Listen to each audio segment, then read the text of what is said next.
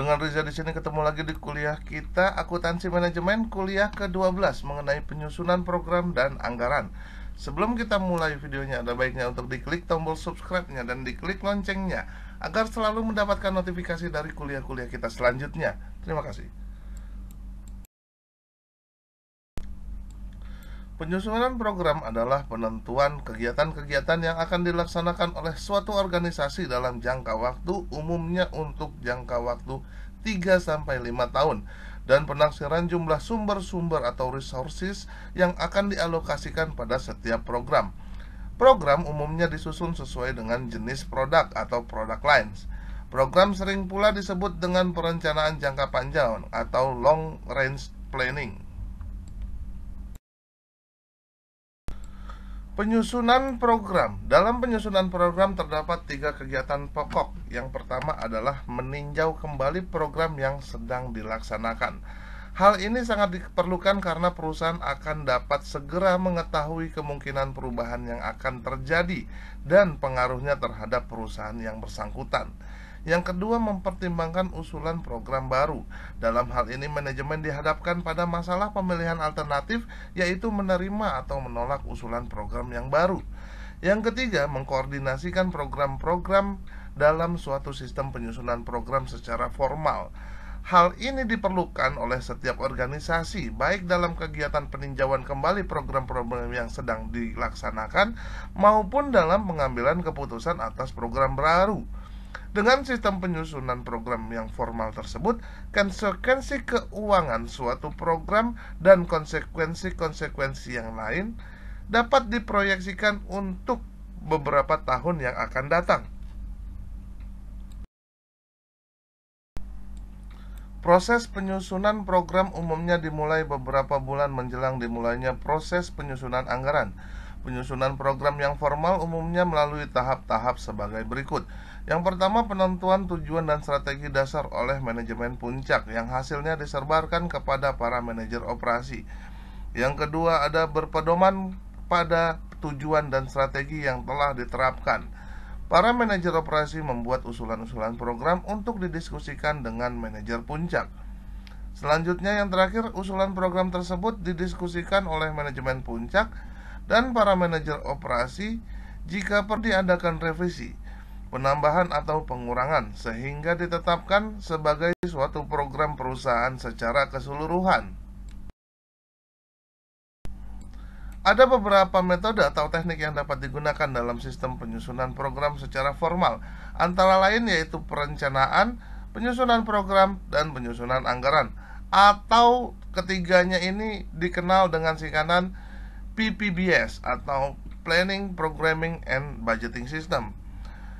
Teknik evaluasi dan telaah program yang dikenal dengan PERT atau Program Evaluation and Review Technique atau metode jangka kritis disebut pula CPM atau Critical Path Methods.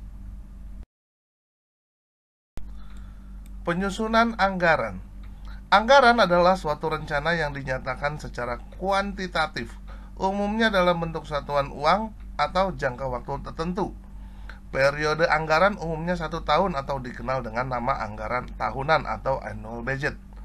Anggaran memuat tentang kegiatan-kegiatan yang akan dilaksanakan oleh suatu perusahaan yang penyusunannya biasanya berdasarkan setiap pusat pertanggungjawaban yang ada di dalam perusahaan yang bersangkutan. Penyusunan anggaran dilakukan baik oleh organisasi yang berorientasi mencari keuntungan maupun oleh organisasi yang orientasinya tidak semata-mata mencari keuntungan. Bagi organisasi yang profit oriented, anggaran tahunannya umumnya dimaksudkan sebagai perencanaan laba atau profit plan.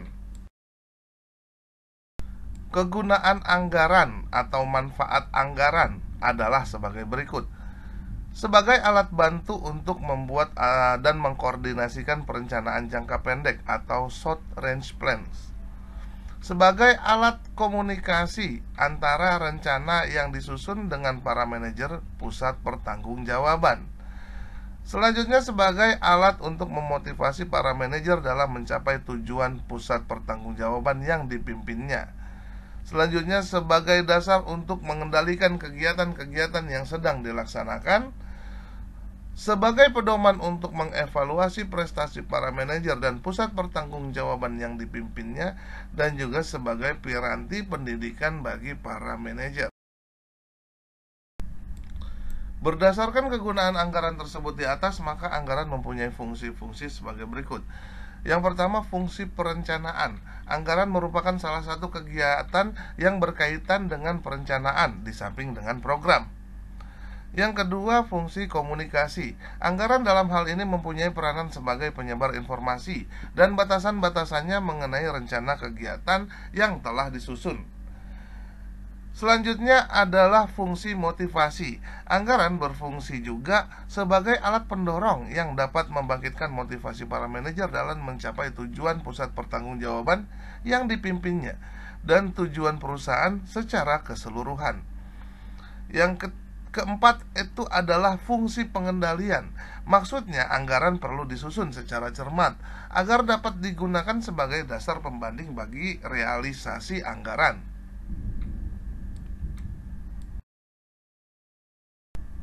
Fungsi anggaran selanjutnya adalah fungsi evaluasi. Hasil dari perbandingan antara realisasi dan anggaran selama 1 tahun umumnya merupakan faktor yang menentukan untuk mengevaluasi setiap manajer dan pusat pertanggungjawaban yang dipimpinnya. Yang terakhir adalah fungsi pendidikan. Anggaran berfungsi pula sebagai piranti pendidikan para manajer, terutama dalam kaitannya dengan segala macam pekerjaan yang ada di dalam pusat pertanggungjawaban yang dipimpinnya, dan pertaliannya dengan pusat-pusat pertanggungjawaban yang lain di dalam organisasi.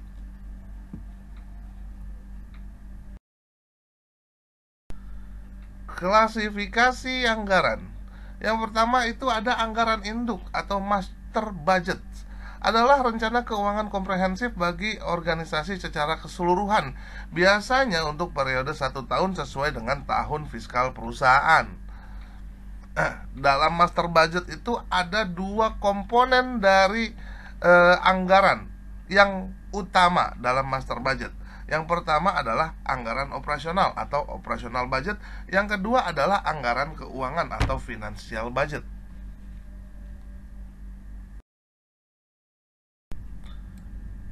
Anggaran operasional terdiri atas perkiraan laporan laba rugi yang disertai dengan laporan-laporan pendukung, yaitu anggaran penjualan, anggaran produksi, anggaran pembelian dan bahan baku, anggaran tenaga kerja langsung, anggaran overhead, anggaran beban penjualan dan administrasi, anggaran persediaan akhir barang jadi, dan anggaran harga pokok penjualan. Selanjutnya, anggaran yang perlu disiapkan dalam anggaran keuangan adalah anggaran kas, anggaran neraca, serta anggaran untuk pengeluaran modal. Hubungan antara program dengan anggaran berdasarkan uraian-uraian tersebut di atas. Penyusunan program dan penyusunan anggaran merupakan proses perencanaan dalam suatu organisasi. Antara keduanya mempunyai perbedaan sebagai berikut. Yang pertama, program disusun sebelum penyusunan anggaran, sedangkan anggaran disusun setelah dan berdasarkan program. Program disusun dalam jangka waktu beberapa tahun, sedangkan anggaran disusun dalam jangka waktu hanya 1 tahun. Dan yang ketiga, program biasanya disusun berdasarkan jenis atau keluarga produk atau lini produk yang dihasilkan perusahaan, sedangkan anggaran umumnya disusun berdasarkan pusat pertanggungjawaban yang ada dalam perusahaan.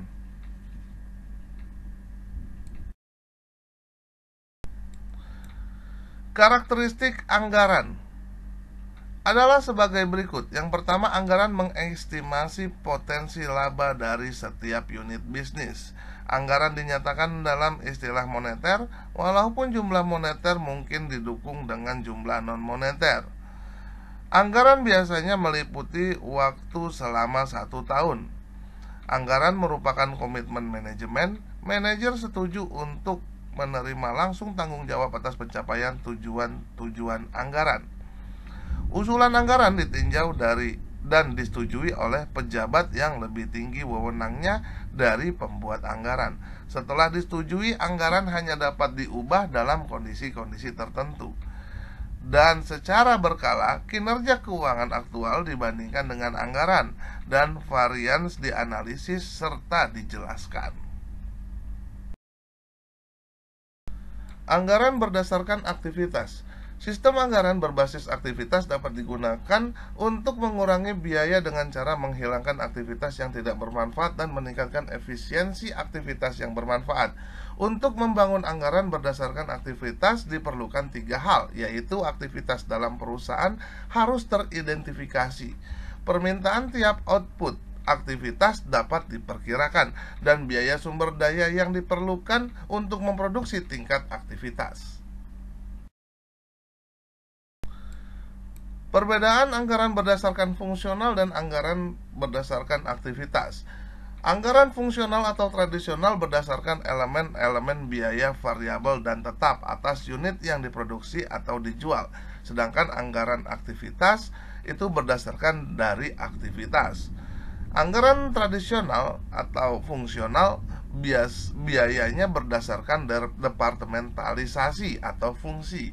Sedangkan untuk anggaran aktivitas biayanya itu berdasarkan atau fokus pada ukuran output untuk tiap aktivitas.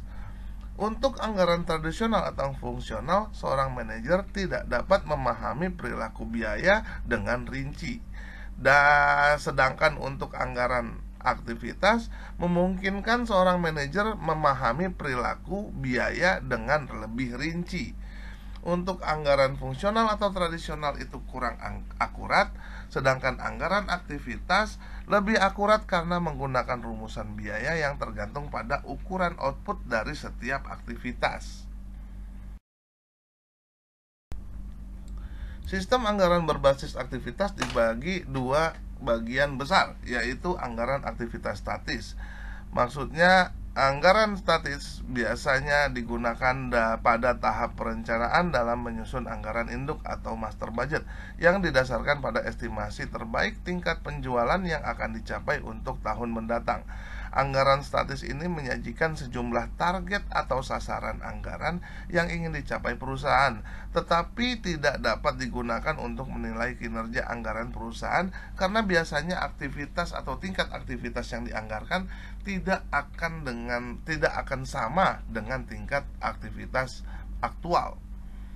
Yang kedua adalah anggaran aktivitas fleksibel. Anggaran aktivitas fleksibel ini memberikan keleluasaan pada perusahaan untuk menghitung biaya yang diperkirakan atau expected cost untuk berbagai rentang tingkat aktivitas tertentu. Untuk dapat menyusun anggaran fleksibel, perlu memahami biaya tetap dan variabel suatu aktivitas. Ada 2 tipe anggaran aktivitas fleksibel. Yang pertama, anggaran untuk tingkat aktivitas yang diharapkan. Tipe ini dapat membantu manajer untuk melihat berbagai macam skenario yang dapat memberikan kinerja keuangan yang optimal bagi perusahaan dalam menghadapi kondisi ketidakpastian. Yang kedua adalah penganggaran untuk tingkat aktivitas aktual. Tipe ini digunakan untuk menilai kinerja anggaran dengan cara membandingkan biaya aktual atau actual cost dengan biaya yang diperkirakan atau expected cost. Anggaran statis versus anggaran fleksibel. Anggaran statis itu adalah anggaran untuk tingkat aktivitas tertentu, sedangkan anggaran fleksibel adalah anggaran yang memungkinkan suatu perusahaan menghitung perkiraan biaya dalam suatu tingkat aktivitas. Quotes for today. God is number 1, family is priority, and success is a must.